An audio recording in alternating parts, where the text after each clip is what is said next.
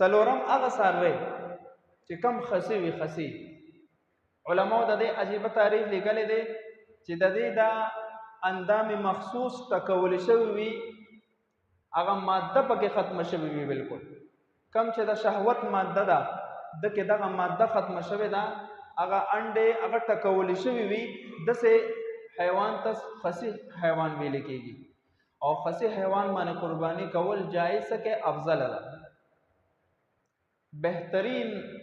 څاروی دغه دی حدیث مبارک کې راځي نبی کریم صلی الله علیه وسلم ان النبي ضحى بكبشين املحين موجوعين نبی علیہ الصلوۃ والسلام به قربانی کوله نو دوه غډان به راوسته او دوانه خبرک برک بو د کلر نه برک برګو او دوانه به خسی نو په خسی حیوان باندې به قربانی کوله دغه فقهاو یو وجه لیکلی دا کله چې دا حیوان خسی کړي شي نو دغه چې کومه غ ماده د شهوت پرته د ختم شي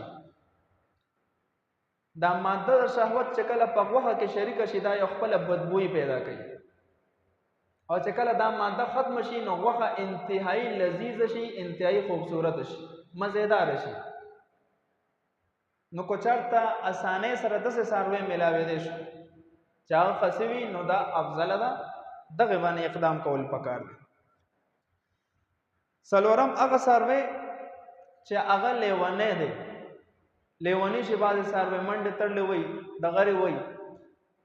نو لیونی څاروي کو چرته داسې و چې خپل خوراک یې کولی شو ګیې خوړی شوه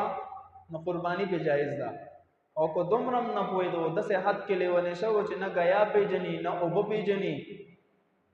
نو بیا دا عیب فاحش پیدا شوی دی غټ عیب دی بیا په داسې لیونی څاروي باندې قرباني جایز نه ده